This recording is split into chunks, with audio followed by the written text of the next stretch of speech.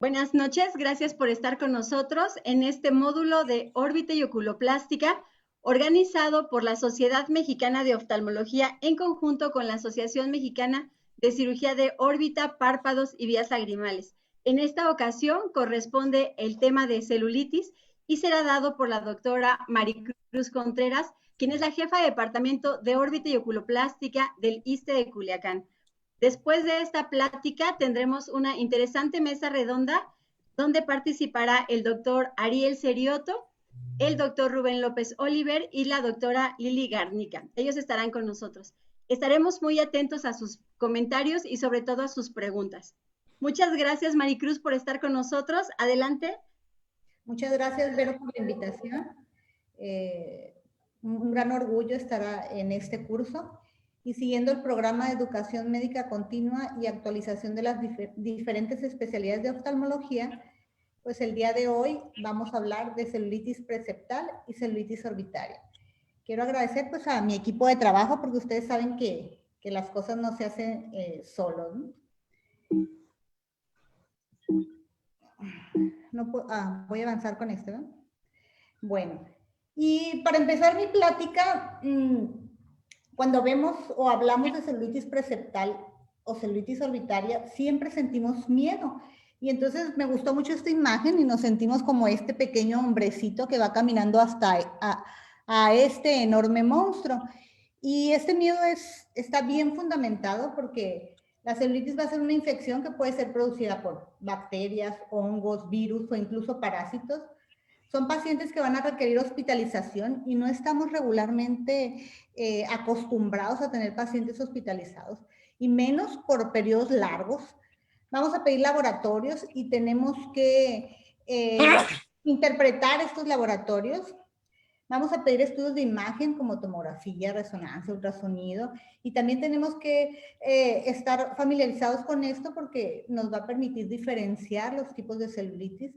Y el tratamiento va a ser multidisciplinario, así que vamos a estar en contacto con otorrino, maxilofacial, medicina interna, infectología, incluso radiología. Y estos pacientes se pueden complicar con abscesos cerebrales, con trombosis del seno cavernoso, con meningitis, o hasta pueden morir. Entonces, por todas esas razones, pues esta imagen nos habla de ese hombrecito que va a ese gran monstruo. Pero la intención de esta plática, pues es sí ir al monstruo, pero con mayores herramientas para poder ir en contra de él. Entonces, la celulitis va a tener dos grandes ramas, la celulitis preceptal y la celulitis orbitaria. Y a su vez la celulitis orbitaria puede presentarse como un absceso orbitario o complicarse como una trombosis del seno cavernoso.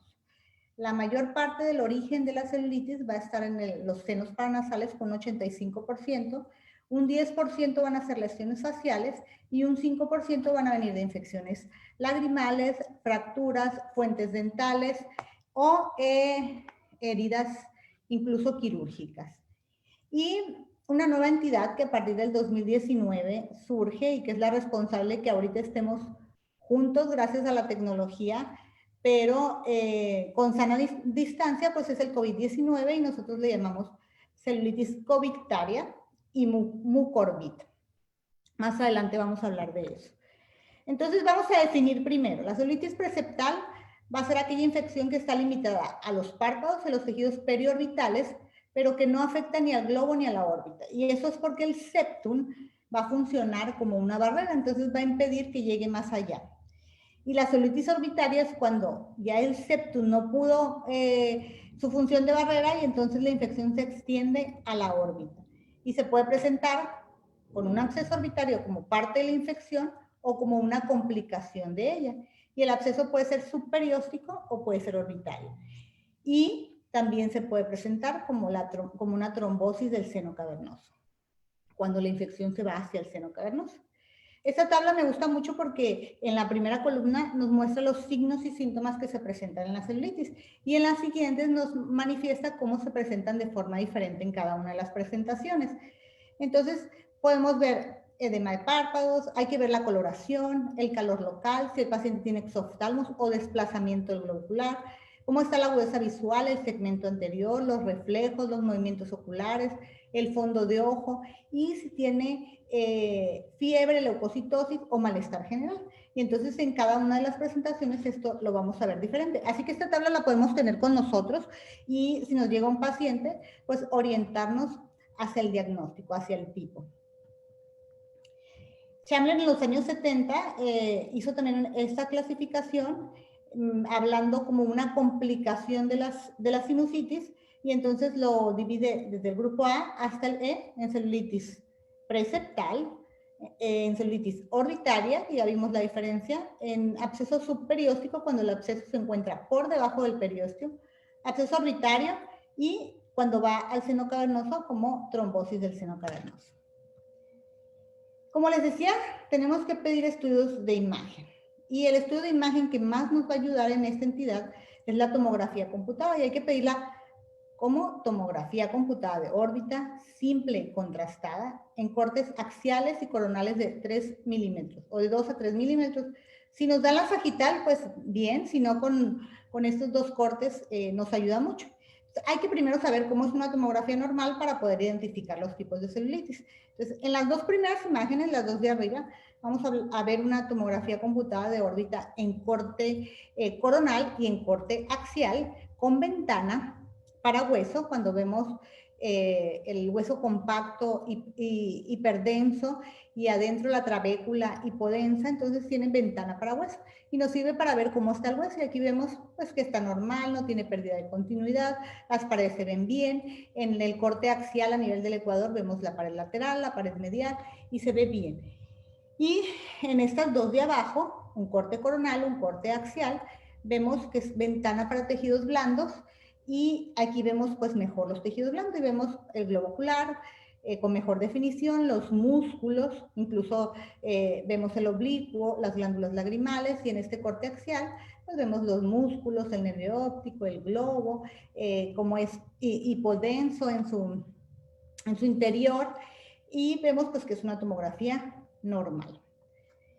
Y ya viendo las tomografías en las distintas presentaciones de celulitis, pues vamos a ver la primera imagen, una celulitis preseptal. Tomografía computada de órbita, corte axial con ventana para tejidos blandos y vemos aquí un aumento de volumen preseptal, no va más allá del septum. Vemos una imagen heterogénea, pero vemos cómo la órbita se encuentra normal y no hay exoftalmos, entonces es una celulitis preseptal. En cambio, en una celulitis orbitaria, vemos una tomografía computada de órbita en corte axial con ventana para tejidos blandos y vemos aquí ya dentro de la órbita cambios heterogéneos, la grasa se ve más heterogénea, vemos un aumento de volumen que está entrando a la órbita o incluso vemos gas. Entonces aquí vemos una tomografía con celulitis orbitaria. Hablando de los abscesos, tenemos el absceso subperióstico y el orbitario. Y en las primeras dos imágenes, en la primera imagen, la tomografía de tipo coronal, y esta es también con ventana para tejidos blandos, vemos el seno maxilar izquierdo ocupado, una pérdida de continuidad y un absceso subperióstico.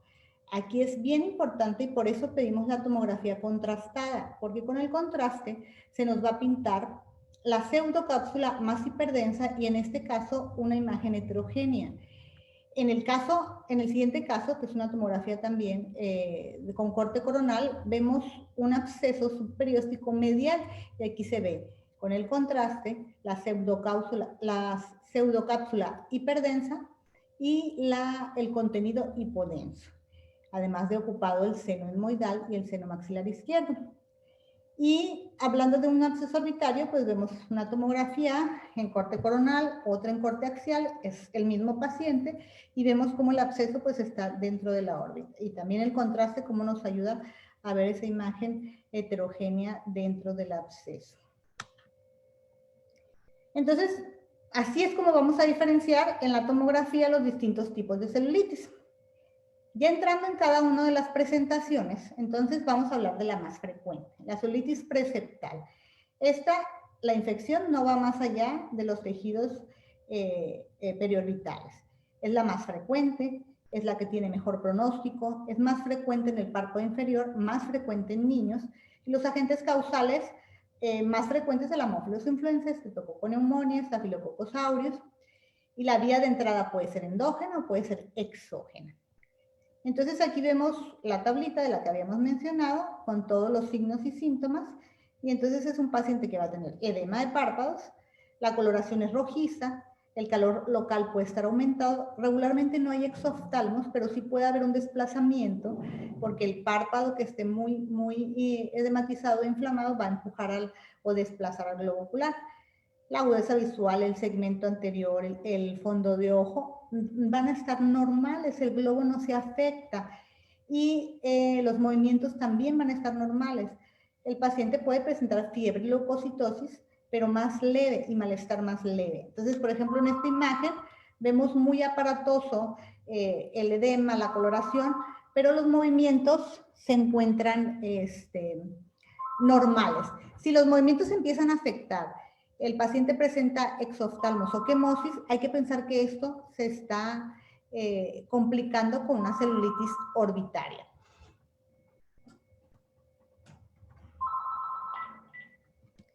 En este review del año 2021, en donde revisaron celulitis preseptal, encontraron que los agentes causales más frecuentes, como los había mencionado, Staphylococcus aureus, Streptococcus pneumoniae, Streptococcus piógenes, ha disminuido la Haemophilus influenza por la vacunación, pero ha aumentado el Staphylococcus aureus meticilino resistente. Esto es muy importante para establecer el tratamiento.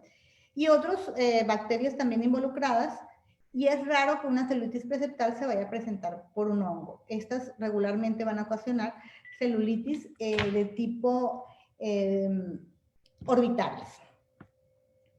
Entonces así vamos a establecer el tratamiento. Antes el tratamiento, y siempre escuchábamos celulitis preseptal y decíamos amoxicilina con clavulanato o una cefalosporina de primera o segunda generación. Viene el aumento del MERSA, no le pega estos antibióticos a él, entonces hay que cambiar y establecer el tratamiento a base de clindamicina, trimestoprim con sulfamethoxazol o doxiciclina. Nada más que la doxiciclina no se da en niños menores de 8 años. Entonces tenemos estas dos alternativas y combinarlo con los otros antibióticos que sí le pegan a los otros agentes causales. El tratamiento de 7 a 14 días y establecerlo de la siguiente forma. Regularmente la celulitis preseptal se va a tratar de forma empírica, aunque lo ideal sería tomar cultivos, pero sabiendo o conociendo los agentes causales más frecuentemente involucrados, pues damos antibióticos que le peguen a ellos. Entonces, si el niño es menor de 1 año, se debe hospitalizar porque son los niños que más se pueden complicar y como una meningitis o una trombosis, entonces hay que solicitar una tomografía, una biometría hemática. Si son niños mayores de 1 año o adultos, entonces hay que manejarlo de forma ambulatoria como lo habíamos mencionado. Si no llegan a mejorar en 24 a 48 horas, entonces se manejan igualmente en el hospital. Entonces, así es como vamos a manejar la celulitis preseptal. Cuando la infección rebasó la barrera, el septum, entonces llega a la órbita, hablamos de una celulitis orbitaria. Y aquí vienen los problemas más importantes. Aquí se presenta en niños mayores o en adultos y sigue siendo los senos paranasales la causa más frecuente. Aquí la evolución es más rápida, hay congestión y dolor, hay que hospitalizar al paciente. Entonces, esto es una emergencia oftalmológica, hay que actuar rápido, porque se nos puede complicar, como les había dicho, una trombosis del seno cavernoso, meningitis, absceso, bacteremia, absceso cerebral, infarto, o puede llegar a morir el paciente.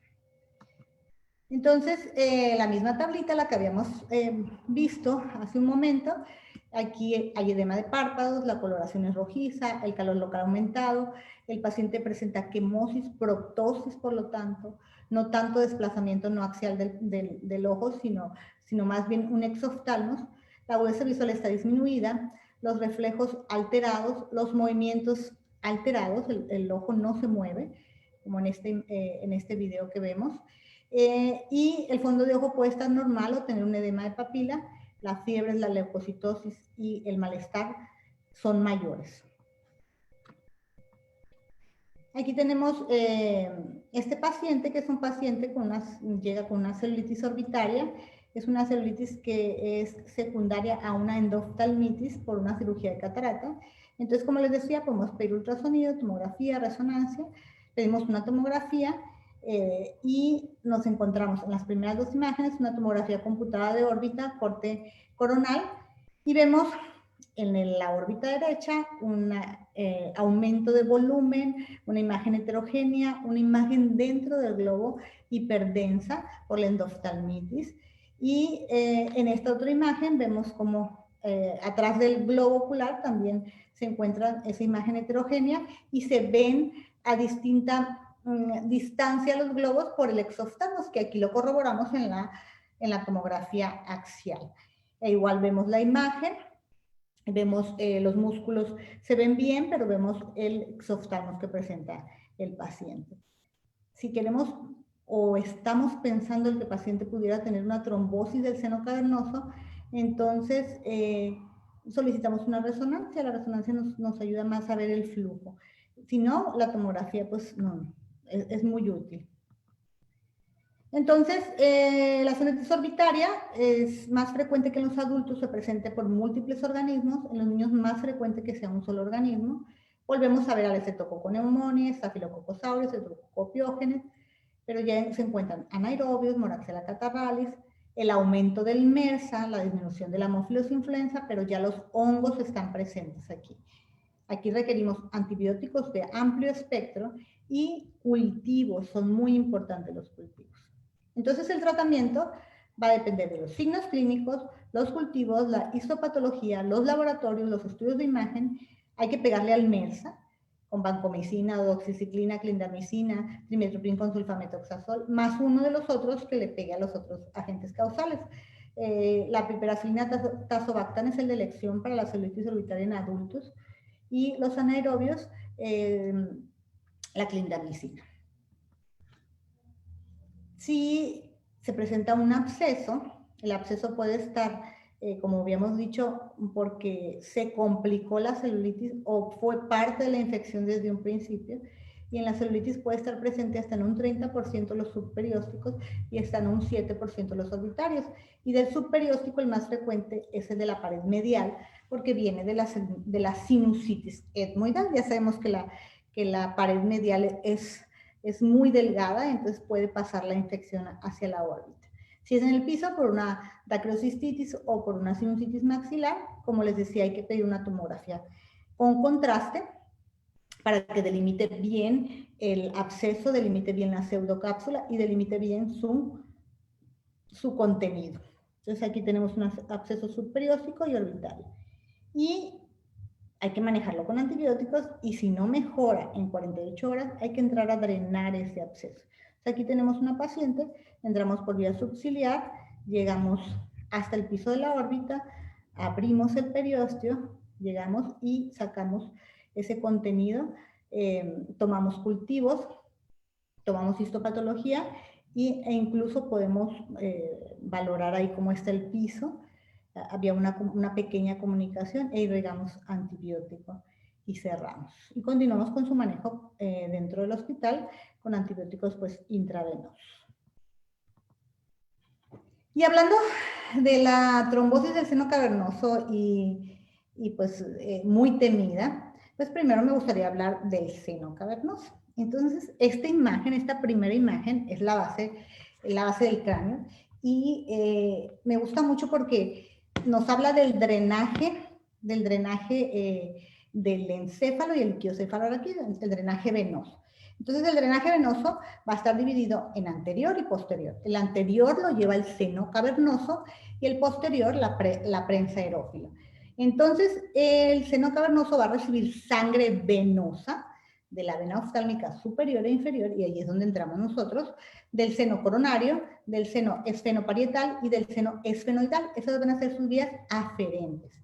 Y va a sacar esa sangre venosa hacia el seno petroso inferior y al seno petroso superior, que mediante este seno lateral se va a llegar a la prensa aerófilo, que es el drenaje posterior. Entonces la prensa aerófilo se va a ir hacia la vena yugular interna, el tronco brachiocefálico, la aurícula derecha y ya todo el recorrido que va a ser para oxigenarse esa sangre. Entonces, y esta parte de aquí se llama seno intercavernoso, comunica un seno con otro. Entonces, por eso la infección de un lado se puede ir al otro lado y entonces tenemos un paciente con pérdida de visión bilateral. Entonces, por eso es que es tan temida esta complicación. Y entonces el seno cavernoso va a ser un plexo venoso, aquí lo vemos todo esto, va a tener sangre, pero va a estar rodeado por estructuras muy importantes, nada más el tercer par craneal, el cuarto par craneal, el sexto y las ramas primera y segunda del quinto. Todos los involucrados con nosotros. Además, tiene la carótida interna en su porción intracavernosa y al seno esfenoidal. Entonces, tiene estructuras muy, muy importantes. Por lo tanto, una trombosis, pues, va a ser algo muy importante. Y aquí vemos otra vez la tablita, el edema de párpados muy importante, la coloración es azulada porque hay una congestión muy importante, una isquemia, va a presentar exoftalmos, la agudeza visual se va a NPL, el reflejo, el segmento anterior, el fondo de ojo, puede tener incluso una oclusión venosa, edema de papilas, los movimientos, el ojo está congelado y el paciente pues tiene mal estado general, fiebre, leucocitosis. La trombosis del seno cavernoso se puede complicar con un absceso cerebral, se puede complicar con isquemia de la carótida, o con un edema o infarto cerebral, meningitis, absceso cerebral o la muerte. Por eso, cuando tenemos una trombosis del seno cavernoso, pues obviamente sentimos miedo. Aquí tenemos tres imágenes. La primera imagen es la vena oftálmica superior bien dilatada, porque no puede regresar la sangre venosa. Aquí vemos los dos senos y el seno del lado izquierdo está trombosado. Se ve una imagen hiperintensa en esta resonancia y aquí vemos un absceso cerebral.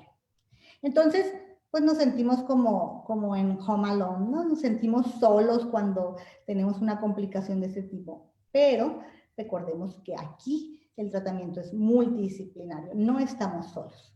Y aprovecho esta diapositiva para presentarles al equipo de trabajo de nuestro hospital. Estamos en relación con los otorrinos, estamos en relación con medicina interna, con infectología, con maxilofacial y pues el servicio de órbita. Entonces, hablando de la trombosis del seno cavernoso, en este review que se hizo en el año 2016, revisaron 68 artículos desde 1980 hasta el 2015, con 88 casos. Y pues los antibióticos indudablemente funcionan. Regularmente se empieza con un uso empírico y la elección final depende del cultivo. La cirugía se utiliza más para la fuente de infección que para el lugar de la infección. Y en este caso, en esta revisión, encontraron que los corticoides no tuvieron beneficio. La anticoagulación mejoraba la mortalidad, pero no la morbilidad. Y hablando de otra causa de la celulitis, pues ahora hablaremos de los hongos. Y los hongos que van a la órbita pueden ser los cigomicetos o las aspergillus, unos de forma aguda y los otros de forma crónica. Estos se encuentran en el medio ambiente, el mucor, por ejemplo, en alimentos ricos en carbohidratos porque usa el carbono de la glucosa como fuente de energía. Se encuentran en cualquier parte y nosotros los podemos adquirir por inoculación de esporas, por una herida que se infecta, una pérdida de continuidad y obviamente con un sistema inmune comprometido. ¿Sí? Entonces, infrecuentes en la órbita, pero vamos a hablar de eso más adelante. Y el aspergillus es una enfermedad, una infección nosocomial, le gusta irse a los hospitales. Entonces, hablando de la mucormicosis o los cigomicetos, les decía pacientes inmunocomprometidos, pacientes diabéticos con cetoacidosis, porque en la cetoacidosis se libera ferritina y esto lo usa el hongo para su metabolismo. En enfermedades Hematológicas, en los niños cualquier enfermedad que los inmunodeprima, gastroenteritis, malnutridos, quemados, pueden presentar esto. El paciente va a presentar dolor, ojo con eso, exoftalmos, oftalmoplegia, tosis, disminuida sensibilidad corneal, agudeza visual, mal estado general, fiebre. Y hay que revisar la nariz, estamos obligados a revisar la nariz y la boca. Siempre que pensamos en mucormicosis, siempre pensamos en esas placas negras, necróticas. Aquí vemos dos imágenes de esto, esta nariz con esa placa y esta lesión en el paladar también con esa placa, pero también podemos encontrarnos pacientes que no tengan esas placas. Quiere decir que cuando nos encontramos esas placas necróticas ya el tiempo ha pasado y entonces ya son pacientes más complicados. Entonces podemos ver pacientes con una evolución no tan hacia la necrosis. Por eso hay que buscar el mucor. Hay que buscar que el paciente tenga daño en los pares craneales, que tenga esas señales de alerta, que tenga dolor, que tenga congestión. Hay que buscarle las úlceras en el paladar porque ese paciente puede tener mucor y no precisamente esas placas de necrosis que estábamos acostumbrados. Hay que pedir una tomografía, o incluso podemos pedir un PET con fluorodeoxiglucosa porque les gusta la glucosa. Y el diagnóstico de elección sigue siendo el cultivo y la microscopía, la histopatología. Y pues se habla de otros estudios de PCR que pudieran también ser a futuro ayudar a hacer los diagnósticos pues más precisos. Y con respecto al tratamiento, es de suma importancia a estos pacientes revertir el factor predisponente que lo tiene inmunocomprometido. Pacientes que pueden estar con esteroides, con inmunomoduladores, hay que reducirlos de forma gradual, hay que quitar, mejorar la cetoacidosis, mejorar la diabetes, mejorar el sistema inmune. Y de los tratamientos, pues tenemos la anfotericina B, hay dos tipos, la liposomal, la desoxicolato. Se ha demostrado incluso en estudios Cochrane que han valorado ambas y se sabe que la anfotericina B liposomal tiene mejor función con menos efectos secundarios. La otra causa daño renal agudo, baja electrolitos, pero obviamente pues ya sabemos que la liposomal pues tiene un costo mucho más elevado con respecto a la otra, ¿no? A la que se usaba antes y se sigue usando. Otros antifúngicos como el posaconazol y sabuconazol se pueden usar junto con la anfo o se pueden usar también de primera línea. O la anfotericina B con caspofungina también son tratamientos que se establecen. Podemos hacer infusión o inyección retrovulvar de la anfotericina B. La cirugía es para desbridar todo el tejido que se pueda, que esté necrótico o que esté afectado, porque el hongo le gusta causar una trombosis o ir a los vasos, entonces el medicamento no va a llegar hacia esas zonas, tenemos que desbridar y quitar todo ese tejido. A veces pues, son cirugías mutilantes, son cirugías feas, pero pues estamos tratando de salvar la vida del paciente. También se ha visto que el oxígeno hiperbárico tiene función en esto y pues en cuanto a la medicina molecular, tratando de llegar a un inhibidor selectivo que vaya en contra del hongo.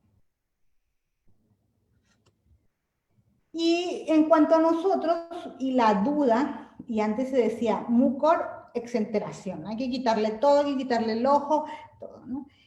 Pues existen artículos actualmente como este artículo que nos ayuda mucho porque, pues, les decía, estábamos acostumbrados a ver un mucor y ver esas placas negras, pero no ver un mucor en un paciente como este, ¿verdad?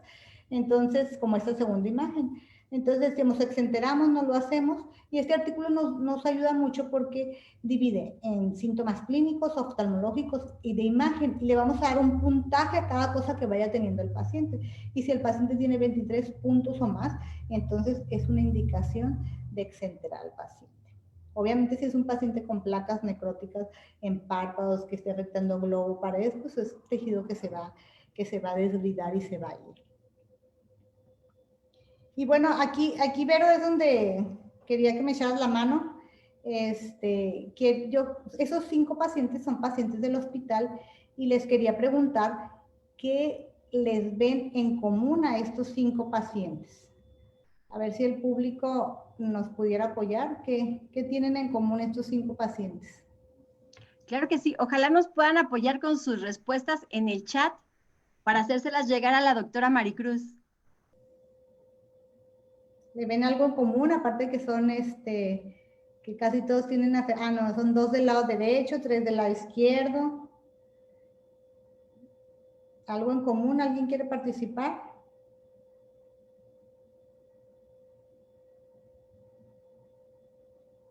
¿No hay participantes? ¿No hay? Sí, de hecho ya están empezando a llegar las primeras respuestas. Una de ellas es que son del ojo del lado izquierdo, otra es que se observa el ojo congelado en las imágenes, que hay edema palpebral de predominio inferior. Otra respuesta es que no se observa el movimiento en ninguno de los pacientes, que hay presencia de oftalmoplegia, alteraciones en hemicara, Okay. 3 con afección del ojo izquierdo, que no hay movilidad. Ya una persona respondió que COVID, edema palpebral, mínimos datos de inflamación, no se ve evidencia de necrosis, lesión cutánea, exoftalmos, eritema y edema, lesiones palpebrales, parece que hay proptosis, y la última persona responde que alteraciones en el movimiento ocular. Ok, bueno, pues en esas respuestas, pues sí, tienen razón. Coinciden en todos que tienen una celulitis, ¿verdad? Todos tienen una celulitis en menor o mayor grado. 3 son del lado izquierdo, 2 son del lado derecho, pero estos 5 pacientes tienen un punto en común. Tuvieron COVID de 1 a 2 meses antes de que llegaran con nosotros. Entonces, nosotros por eso le llamamos celulitis covitaria, cuando vimos esa relación. Entonces, les voy a hablar brevemente de cada uno de estos pacientes.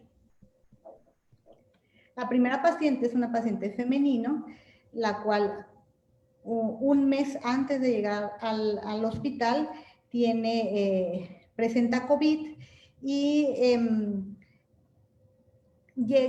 es un COVID ambulatorio, lo manejan como ambulatorio y ustedes ya saben el tratamiento del COVID, múltiples dosis de dexametasona, una paciente no conocida diabética, pero que a raíz de eso le dijeron que tenía diabetes y llega con nosotros con una celulitis orbitaria del lado izquierdo. Solicitamos tomografía y en la tomografía vemos un absceso de piso, el seno maxilar ocupado, y en esta reconstrucción involucrado el hueso. Vean cómo este hueso no es normal, este hueso no tiene, se ve como rugoso, como un cambio en su estructura. Entonces decidimos entrar a drenar ese absceso porque no presentaba mejoría. Lo drenamos, como les decía, abrimos periósteos, sacamos todo el contenido del absceso, mandamos cultivos, mandamos histopatología, también irrigamos antibiótico en esa zona y vemos cómo está el hueso. Y también ahí entramos, como les decía, pues de forma multidisciplinaria, entra con nosotros maxilofacial, drena el seno maxilar, revisamos también nariz se encontraba bien, se manda la histopatología al hospital y el hospital nos dice que presenta una inflamación aguda y crónica y sin malignidad. No sé si les ha pasado, pero a veces cuando dejamos los estudios en los hospitales no oftalmológicos, en nuestros hospitales que ven de todo, pues muchas veces las patologías pues no nos dicen mucho y la verdad es que yo sigo siendo fan Abelardo y yo sigo mandando todo con el doctor, pero ella decidió dejarlo en el hospital. Entonces, hasta ese resultado y lo manejamos en conjunto con infectología, con ertapenem, con moxifloxacino y clindamicina. Y la paciente se da de alta y ha estado estable. vemos este segundo paciente, un paciente de 35 años, no tiene ningún antecedente personal patológico, pero presentó COVID un mes antes. COVID manejado ambulatorio, 21 dosis de dexametasona se le dieron y después de eso empieza con una infección dental. Entonces, extraen la pieza dental, toman biopsias, él llega con nosotros ya con imágenes y en las biopsias sale mucormicosis. Entonces, cuando ya llega con nosotros, hacemos una reconstrucción y otra vez la imagen esa del hueso afectado, esa imagen de la pérdida de la anatomía, decidimos entrar y drenar esos senos paranasales, revisar la órbita, tomar cultivos, tomar biopsia. Y entonces entramos a la órbita, vemos esas lesiones o ese hueso poroso, afectado, negruzco, y tomamos biopsias de hueso, de tejido. El hueso está totalmente móvil, la nariz también se revisa y la nariz está bien, se revisa la boca y está bien, pero bueno, lo que es el paladar, pero al entrar al seno maxilar se va a drenar y vean cómo los dientes, toda la arcada superior de los dientes se mueve, tiene movilidad muy importante. Entonces se decide desbridar todo lo que se puede y se toman biopsias y cultivo. Y ahora sí, lo mandamos con el doctor Abelardo y entonces el doctor Abelardo nos manda estas fotografías, es la misma imagen, muy parecida, con diferentes tinciones, tinción de hematoxilina eosina y tinción de paz y Grocot, y se ven estas hifas, estas zonas alargadas que corresponden pues a una mucormicosis. Tenemos a otro paciente,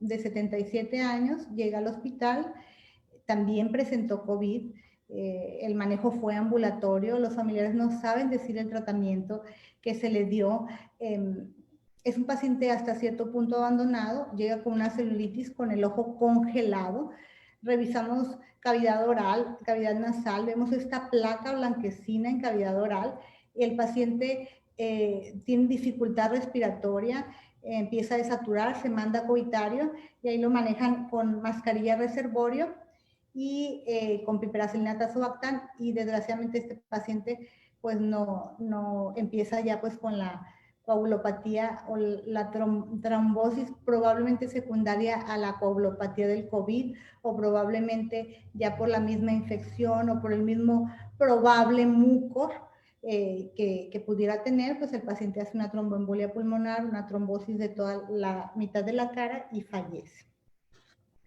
Esta otra paciente es una paciente que también tuvo COVID previamente y posteriormente llega a urgencias con una fascitis necrotizante, probable fascitis necrotizante en el brazo. Y entonces se manejan por parte de cirugía y ellos nos interconsultan porque la paciente presenta el ojo sin movimientos y dolor.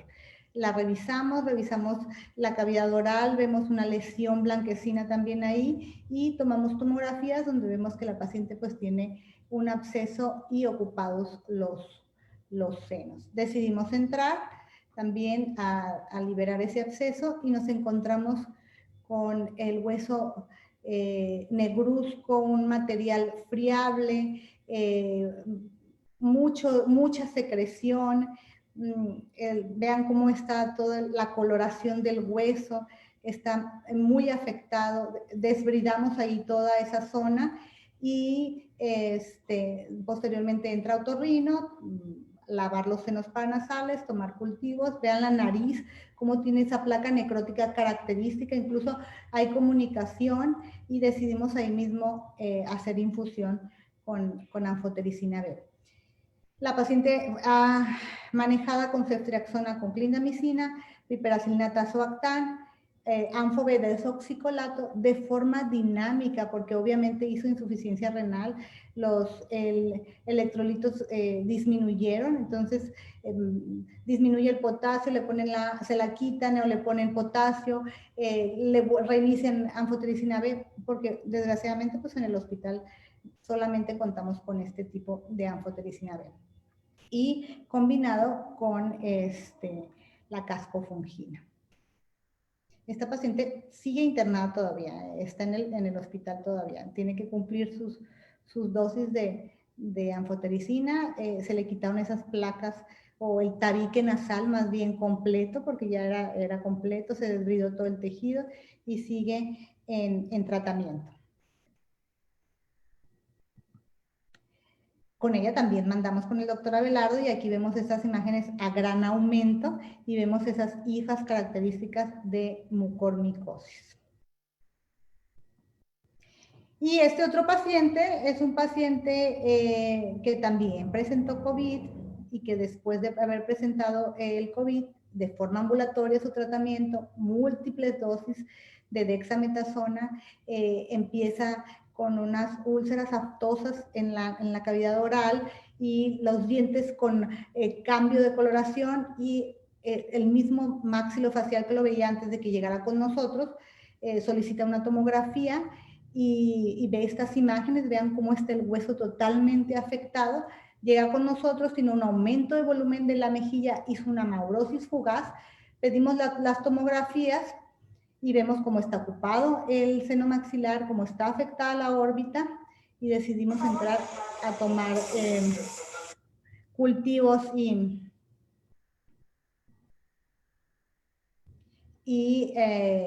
también tomar para histopatología. Aquí tomamos biopsia también. La órbita en este caso no estaba tan afectada, pero el maxilar estaba muy, muy afectado. Con esos materiales también negruzcos, ese contenido de mal olor de los senos paranasales. Y pues se decide tomar las biopsias y en una segunda intervención maxilofacial decide quitar todo el tejido afectado y eso involucraba toda la arcada dental superior. Entonces el paciente se quedó sin todo, pues los dientes de la parte superior para poder que el medicamento funcione mejor. Así quedó el paciente. Se está manejando actualmente todavía hospitalizado con piperacilina tazobactam y con anfotericina desoxicolato. Entonces, estos 5 pacientes tienen en común que tuvieron COVID. El tercer paciente falleció. Yo tengo la duda que la primera paciente también haya tenido mucor. El tercer paciente también haya tenido mucor, pero no. En la primera todavía sin tener tanto conocimiento de cómo estaban pasando las cosas, y el tercer paciente porque falleció, pero la presentación es muy similar, las dosis de dexametasona, la descompensación en la glucosa, de ahí se agarra el hongo y empieza a hacer su infección, pero estábamos acostumbrados a que estos pacientes fallecían.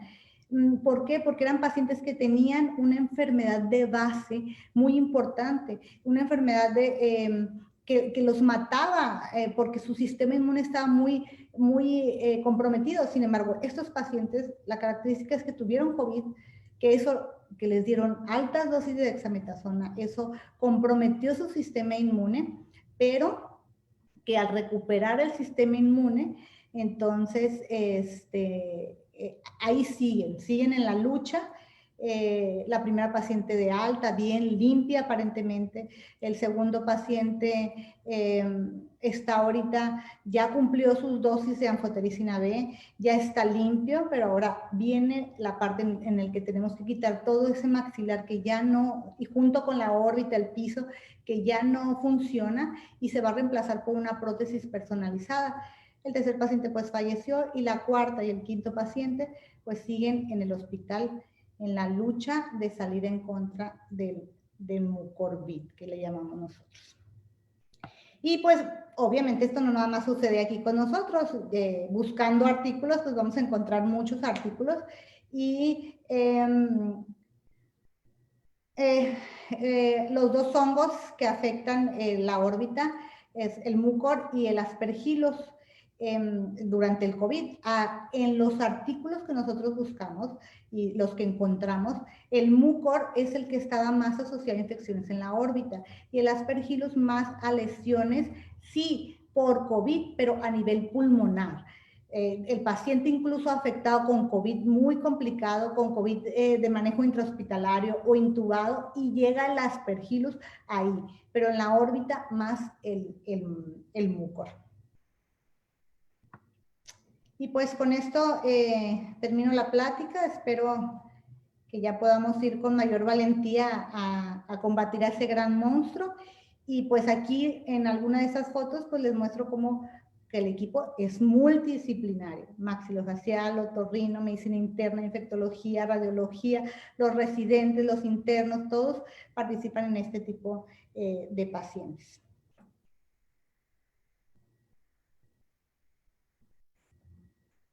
Muchas gracias. Doctora Vero, doctora Lilia. Listo, ya pueden pasar a la mesa redonda.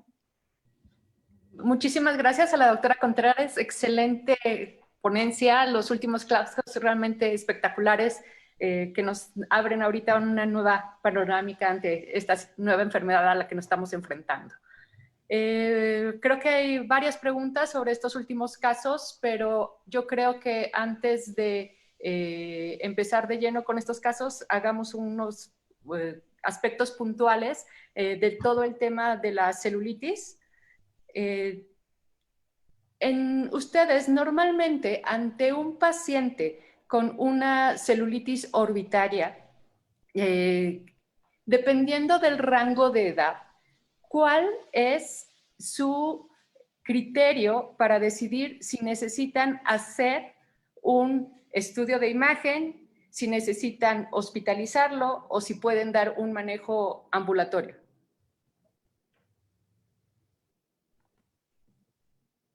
Bueno, buenas noches. Lo primero que voy a hacer es guiarme fundamentalmente por la clínica, que es prioritaria en estos casos, ¿no? Obviamente que no es lo mismo una celulitis preseptal que un absceso orbitario, ¿no? Entonces, la clínica es crítica para diferenciar dónde está la infección. Obviamente que en niños vamos a tener el gran problema que una celulitis preseptal se puede convertir en orbitaria rápidamente, por el no buen desarrollo todavía de un septo que funciona como barrera y que nos va a hacer actuar de manera diferente. Otro de los puntos que tengo que tener muy en cuenta para mi gusto es el apego al seguimiento del paciente, porque una cosa es ver un paciente, indicarle un tratamiento oral para no internarlo, para no generar incomodidades, y que al día siguiente no vuelve y que vuelve a la semana con un cuadro ya de trombosis de seno cavernoso. Entonces es muy importante una serie de aspectos de la clínica y del contexto del paciente.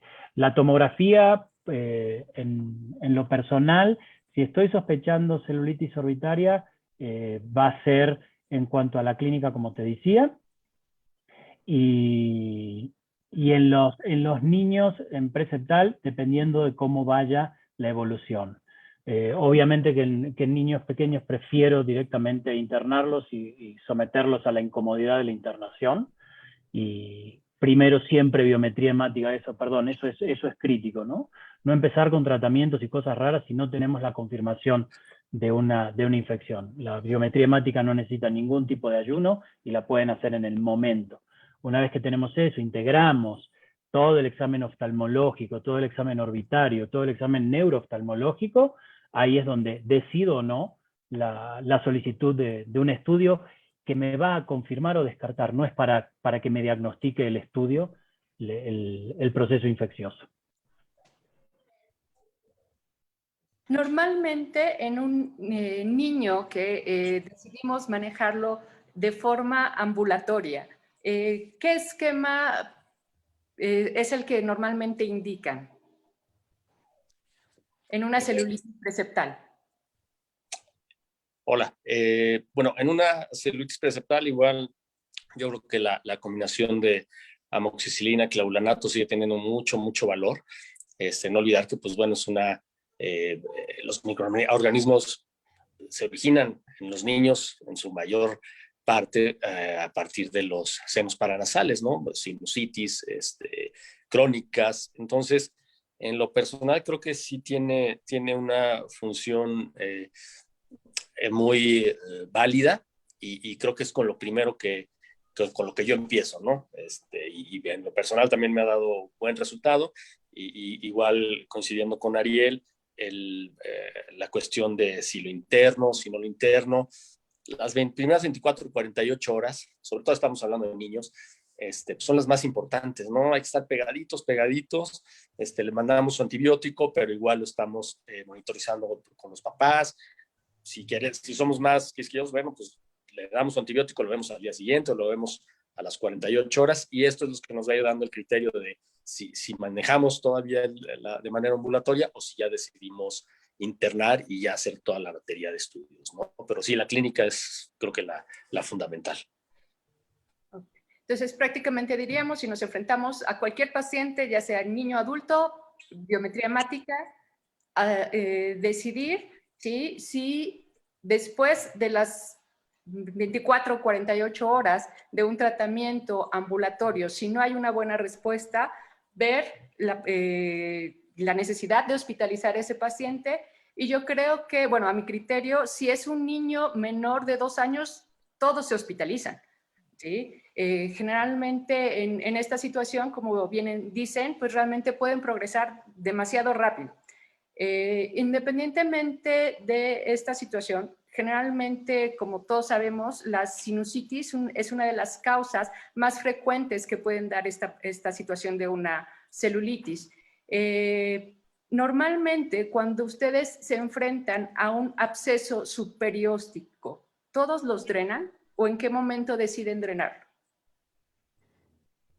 No requieren drenarse todos los abscesos. Incluso la literatura menciona que podemos empezar con antibióticos y 48 horas después no mejoró el absceso, es decir, tendríamos que ver la clínica también, si mejoró los movimientos, el edema, entonces decidir, y sobre todo en los niños, ¿no?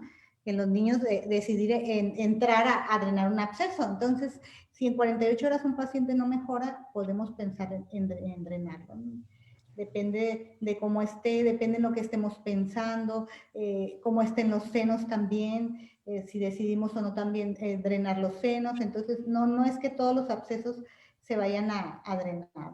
Si no mejoran en 48 horas, podemos pensar en entrar a drenar un absceso. Yo perdón, ahí diría que igual,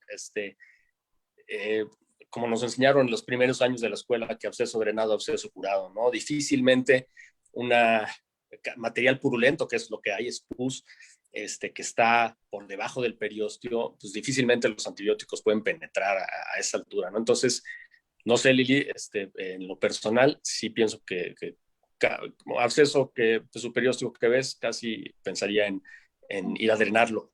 Tal vez le daría yo más oportunidad a un absceso orbitario, a que mejorara con antibióticos que a un subperióstico. No sé los demás ponentes de la mesa que piensen.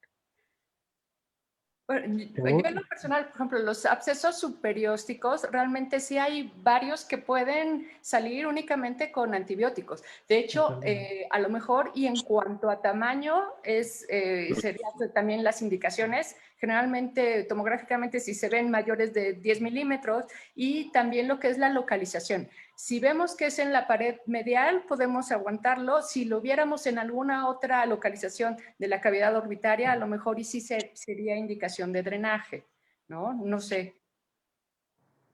Sí, de acuerdo. Sí. De acuerdo, son las 48 horas que se le da de tratamiento antibiótico, evaluar clínica y tomográficamente si hay mejoría o no.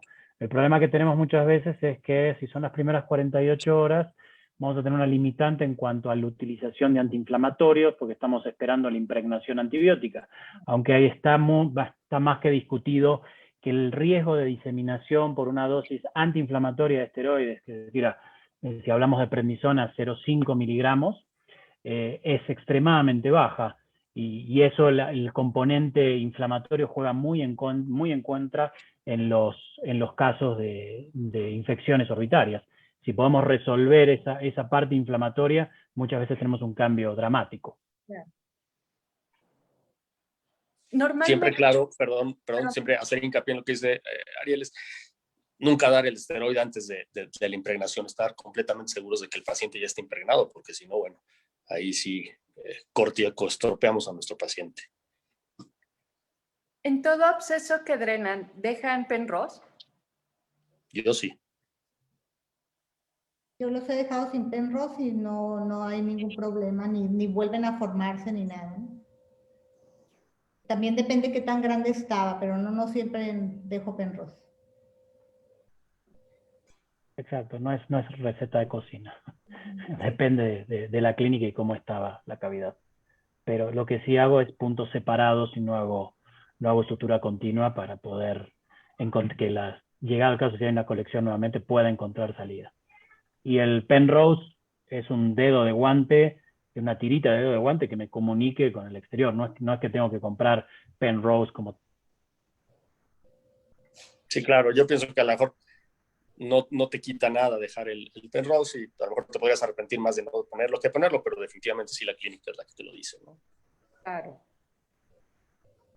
En cuanto a las complicaciones, generalmente, ¿cuándo deciden ustedes en un estudio de imagen que les aportaría más una resonancia o una tomografía? En nuestro caso, siempre pedimos tomografía como primera estudio de imagen, ¿no? Al menos que estuviéramos pensando ya en una patología o en un agente causal muy específico, que queremos ver cerebro, por ejemplo, en el MUCOR, y que queremos ver si es rinocerebral, pues pedimos una resonancia, o si estamos pensando en que hubiera una trombosis del seno cavernoso, y entonces queremos ver el flujo, pero de primera instancia, tomografía simple y contrastada. Pues sigue siendo nuestro estudio más solicitado, el de nosotros en órbita. Sí. Además me permite ver las características del hueso si pide una ventana ósea, que es crítico, ¿no? Yo lo que diría en cuanto a la resonancia, como bien dijo la doctora Contreras, si estoy sospechando ya una complicación neurológica o si ya hay una afectación una trombosis del seno cavernoso, pues realmente sí nos va a aportar más una resonancia que una tomografía. Para una celulitis orbitaria normal, pues la tomografía sigue siendo el gold estándar para la clasificación y todo lo demás, ¿no? También un poco, como dice Maricruz, la tomografía igual te da mucha información si la haces contrastada, y puedes ver muy bien el seno, si está trombosado o no. Te digo, para algunas regiones que a lo mejor no hay un resonador a la mano, la tomografía contrastada también da mucha información. Normalmente, sobre todo en los niños, ¿sí? Es frecuente que las complicaciones se presenten muy rápido. ¿Qué seguimiento le dan a un paciente que está hospitalizado? Cada que vuelven a pedir estudio de imagen, estudio de biometría hemática, ¿cuál es su seguimiento mientras tienen hospitalizado al niño?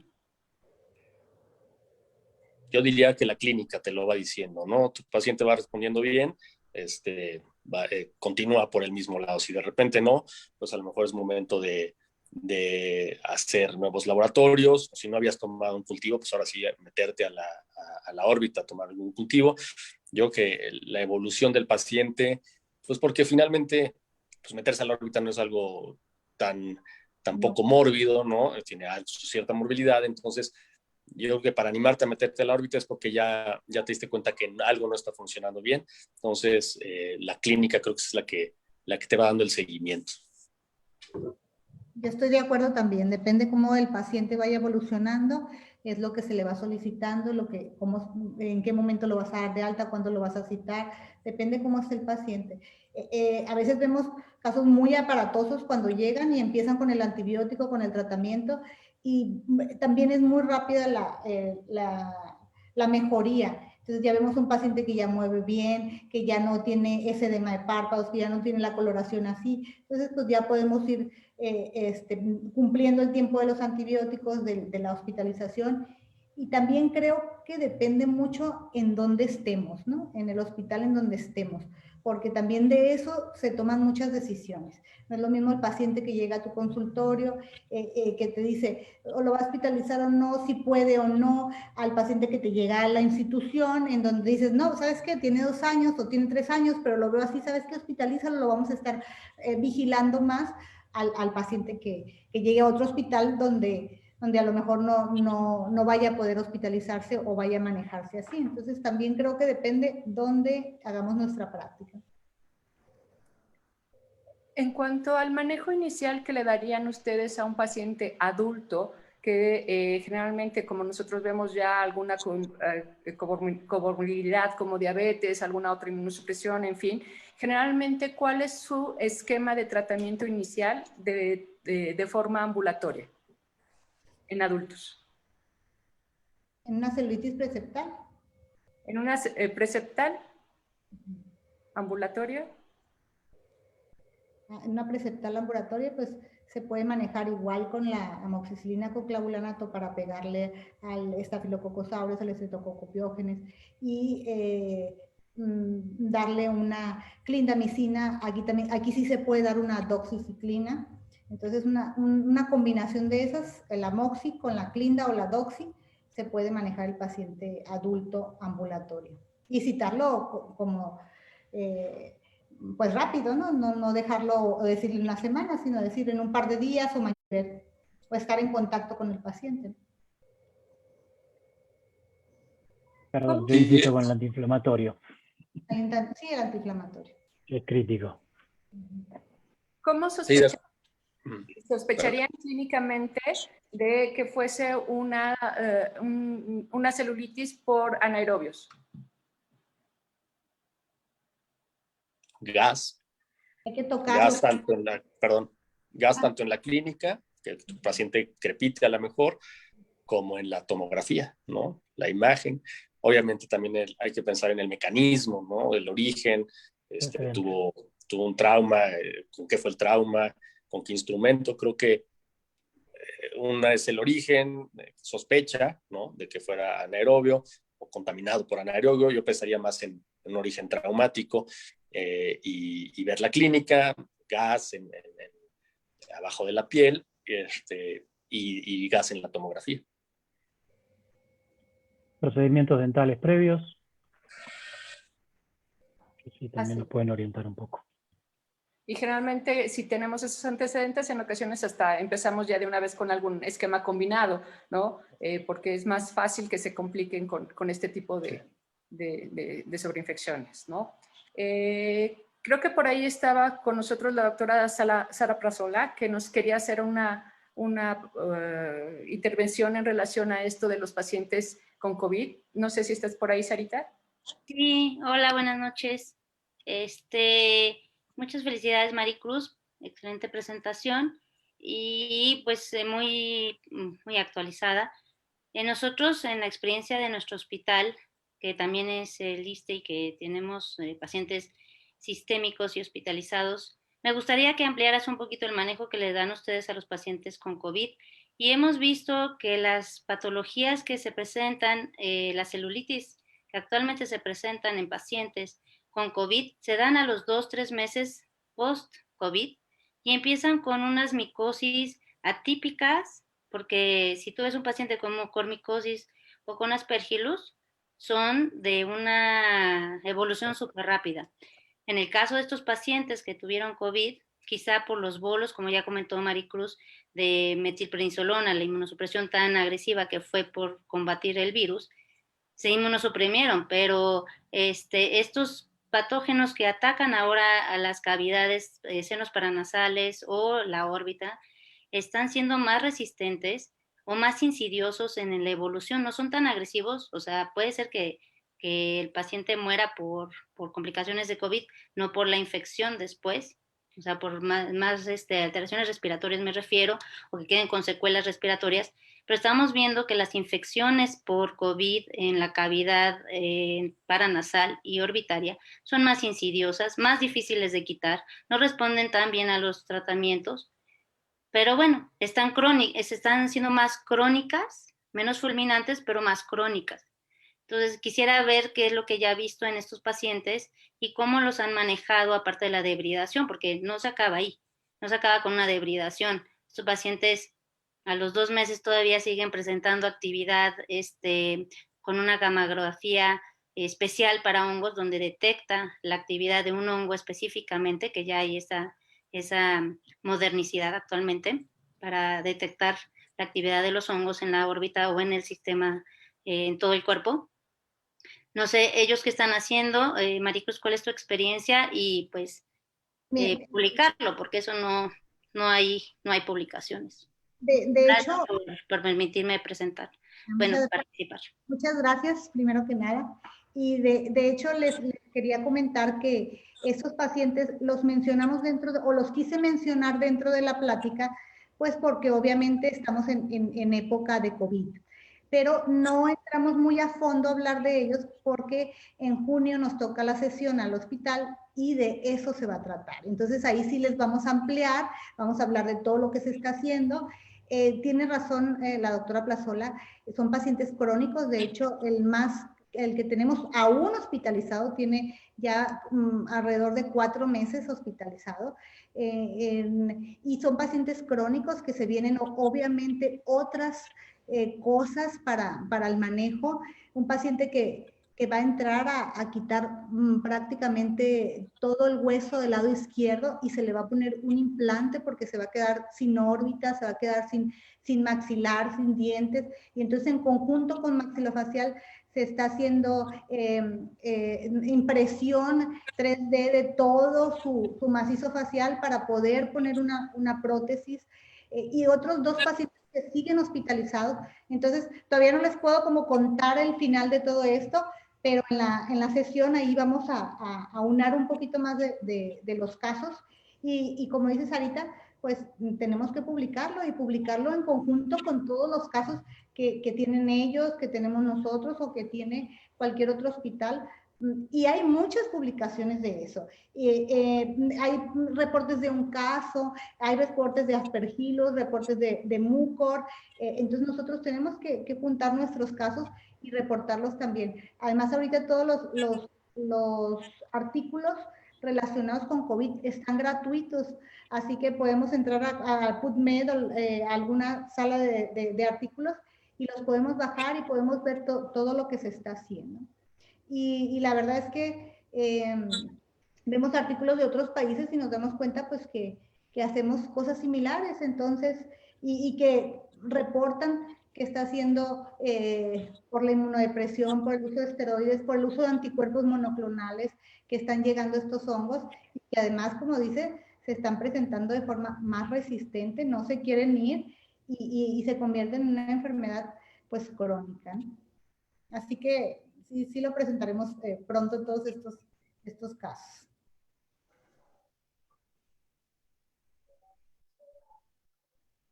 Gracias, pues invita a la sesión a todos para que la veamos. Sí, así es. Sí, vamos a esperar esta sesión, realmente va a ser extremadamente interesante y más por lo que estamos viviendo, ¿no? Independientemente de estos casos, realmente en pacientes que han sido tratados regresando a la celulitis normal, que ustedes han visto que son ya sea alérgicos o que no tienen una buena respuesta ya porque sean metilchilina resistentes y demás, ¿qué otras opciones terapéuticas tienen para abordarlos?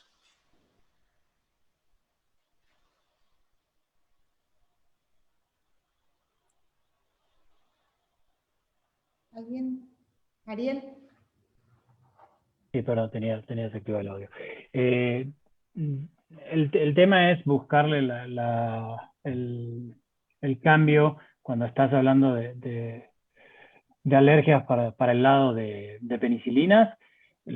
para los que te podrías ir es hacia intracelulares, ¿sí? Hacia trabajos intracelulares o hacia fluoroquinolonas. En realidad, las alergias a penicilina sí están más que a la orden, y muchos pacientes inclusive ni se conocen como tal alérgicos, o algunos se conocen de más, alérgicos a la famosa penicilina, que no sabemos por qué, pero alguna vez se lo dijeron y a partir de ese momento tienen prohibido, porque cualquier problema que tú tengas de alergia mientras lo tienes internado va a ser responsabilidad por haber ignorado ese punto.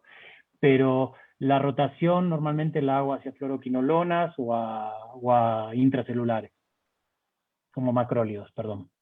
Perfecto. Normalmente, ¿qué esteroides manejan y en qué momento deciden ponerlo? Lo que nos preguntan en la audiencia.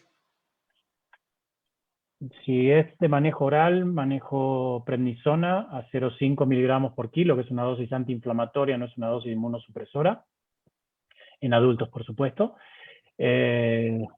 Lo uso a partir aproximadamente de las 48-72 horas, donde empiezo yo realmente cuando interno a los pacientes, cada 24 horas hago biometrías hemáticas, por lo menos en las primeras 72 horas, esperando y ver la respuesta del antibiótico. Y de manera intravenosa puedes trabajar también con metilprednisolona, pero siempre pensando que sean dosis antiinflamatorias, no inmunosupresoras. No quedarse con la idea que vamos a trabajar en dosis inmunosupresoras, porque ahí sí podría ser el problema. En cambio, a dosis antiinflamatorias, el riesgo realmente, hay un trabajo del 2018 en el Ophthalmic Plastic de Ann, no me acuerdo bien el nombre, que muestra que realmente no es importante el riesgo de diseminación por una dosis antiinflamatoria, insisto.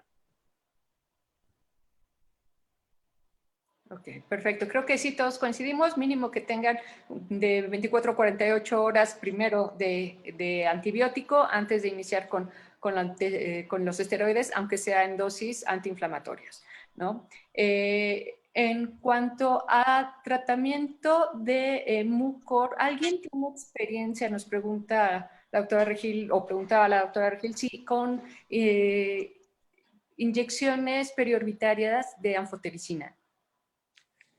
Yo te puedo decir que tuvimos hace algunos años una racha de 5 casos en un año, y incluso está reportado, ¿no?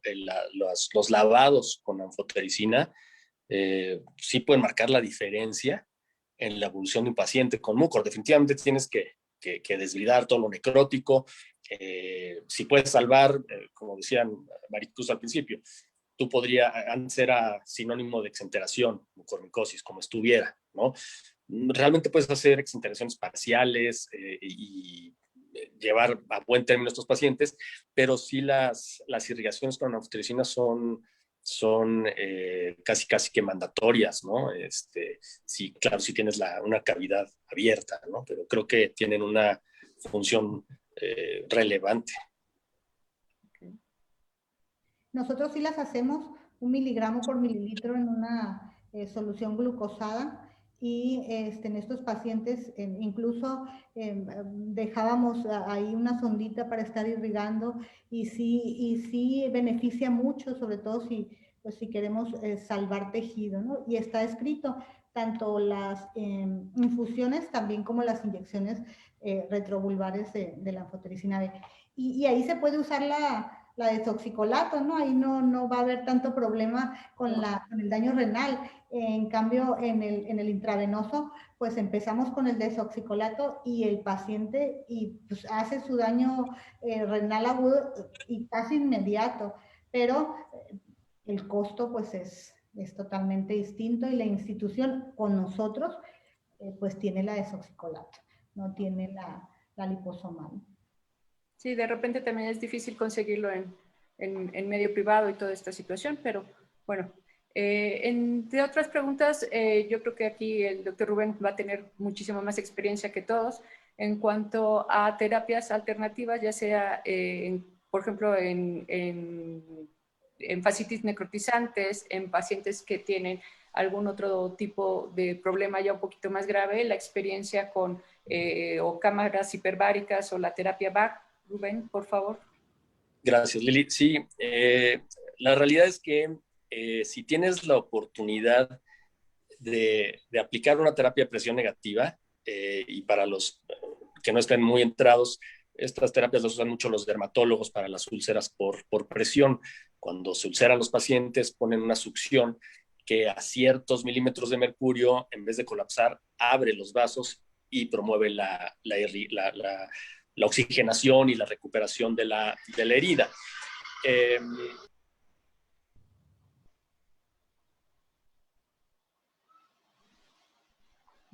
Creo que hubo problemas técnicos, Rubén. Yo creo que ahorita en cuanto pueda conectarse retomaremos la respuesta.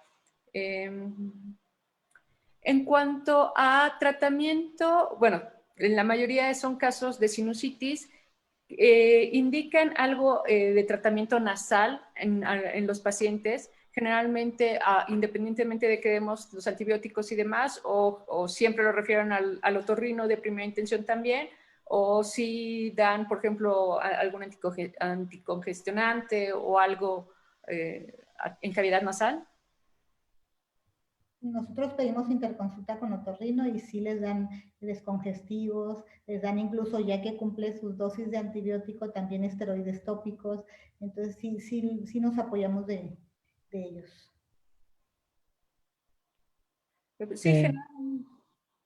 Sí, absolutamente, descongestivos durante 5 días, 2 veces al día, de 2 a 3 veces durante 5 días para ayudar a mejorar en esa parte. Y al 5.º día ya suspender por el riesgo de rebote. Y lavados de alto volumen con bajo impacto.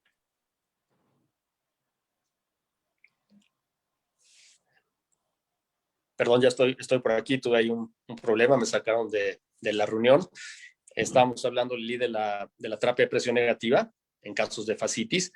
Es muy útil, la realidad es que a nosotros nos ha sacado de muchos problemas importantes. Aquí solamente tiene una limitante en el caso de mucor, y la limitante es que generalmente se hacen exenteraciones no solo orbitarias, sino también de maxilar, y entonces no hay manera de hacer un vacío con la terapia de presión negativa. Es muy difícil porque pues hay comunicación por la nariz o comunicación por la boca. Si la fascitis necrotizante está únicamente en el tejido blando, es de muchísima utilidad y acorta muchísimo los tiempos de estancia intrahospitalaria. En el estudio que nosotros hicimos, comparamos con trabajos ya descritos en los que daban de alta a sus pacientes en un periodo de 30 días con lavados quirúrgicos, lo cual es incómodo, algunos requieren hasta de anestesia.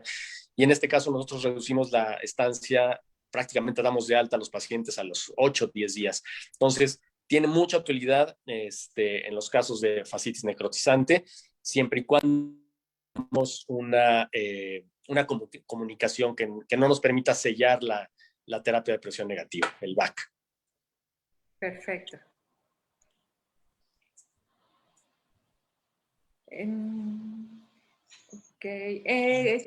Preguntan también, ¿qué tan frecuente es que la complicación en bebés de un dacriocistocele, ¿sí? Se haga una celulitis? ¿Orbitaria? ¿O preceptal? Sí, fundamentalmente va a ser preceptal. Una cuestión de ubicación del septo. Pero sí, dejada libre albedrío podría complicarse. Que obviamente ahí es muy importante que actuemos más allá de los antibióticos con un drenaje, con una punción de ese saco, porque no lo vamos a resolver con ningún antibiótico si no hacemos punción del saco, siempre y cuando el saco obviamente sea visible, ¿no? Que tengas un absceso en el saco y que como tal pueda ser factible de un drenaje, y que al fin y al cabo va a necesitar de todas maneras algún tipo de procedimiento posterior, pero si se deja, sí puede hacer cierto grado de celulitis preceptal fundamentalmente. Casi que es la indicación o el por qué funcionar un saco, ¿no? Por ese peligro precisamente, ¿no? Entonces yo creo que el riesgo sí si es alto, si te esperas, y ya se instaló la celulitis, es un problema, ¿no? Yo creo que en cuanto tengas oportunidad, y como dice Ariel, si se deja, pues hay que funcionarlo, pero es casi que la indicación para hacerlo, ¿no? El riesgo de celulitis preseptal y que pues, se puede complicar. Claro. Ya casi estamos sobre tiempo. No sé, me gustaría que nos dieran un último comentario cada quien con alguna perla o algo que realmente siempre tengamos que recordar ante algunos de estos casos. Yo quisiera retomar un poco lo que platicábamos al principio de cuándo internar a los niños, por qué internarlos, etcétera. Yo creo que sí es un grupo de edad importante, pero no debemos olvidarnos de los ya muy adultos, ¿no? De los adultos mayores que se comportan un poco como niños, ¿no? Entonces, entiendo que los edades intermedias los podemos manejar de forma ambulatoria, con cierta seguridad, pero pienso que los extremos, tanto niños como adultos muy mayores, debemos tener más en mente la posibilidad de internamiento. Y otro detalle, además de que en los adultos mayores, los pacientes inmunocomprometidos, si de alguna forma la celulitis orbitaria es un reto, en pacientes inmunocomprometidos o en pacientes muy, muy adultos, se puede volver más difícil desde el punto de vista que algunos pacientes pudieran no presentar todos los síntomas que nosotros esperaríamos en una celulitis, ¿no? De repente, pues vemos que llega el paciente con proptosis, vemos una tomografía con algo que parece un absceso, pero el paciente nunca tuvo fiebre, el paciente, sus leucos estuvieron siempre normales. Hay que poner, pienso yo, atención en ese tipo de pacientes que a veces pudieran no cumplir con los criterios habituales, pero hay que ver el contexto del paciente. Un paciente muy añoso que pues, pudiera ya tener una respuesta inmune no tan potente, o ese grupo de pacientes inmunodeprimidos tipo HIV, etcétera, ¿no? Antes de despedirme, quisiera felicitar a Maricruz por esa excelente exposición. Realmente poco que agregar porque abarcó muchísimo y muy, muy didáctica. Y gracias por la invitación. Muchas gracias. Ariel, ¿quieres decir algo? Sí, ok. No, te estaba dejando a ti primero las damas. Yo digo al final. Ah, ok, sale. Recordar la biometría hemática es crítica. Recordar la clínica, ¿sí? Es muy importante que tengamos eso, todo el interrogatorio con todos los antecedentes de cómo empezó esto a partir de cuadros previos que pudieran haberse dado, y evaluar el uso de exámenes complementarios en base a la clínica. No hay una respuesta, no hay una receta de cocina, pero que sí hay que sospechar las cosas y tener muy en cuenta valores muy importantes que la biometría hemática nos va a ayudar, y esa se hace en cualquier lado. Ya no dependemos de tener un tomógrafo, ni un resonador, ni nada por el estilo. Si tienen la suerte ustedes de tener un ecógrafo en la consulta y sospechan que pudiera haber algún tipo de afectación orbitaria, utilizar el ecógrafo en base a la clínica que puedan encontrar. Felicidades, Maricruz, y felicidades a la sociedad. Muchas gracias. Bueno, yo quisiera decirles que no olviden revisar la nariz y la boca. Es muy importante, sobre todo cuando tenemos un paciente con celulitis orbitaria. No nos va a quitar unos segundos más ahí. Nos colocamos nuestros guantes bien protegidos con todas las medidas actuales.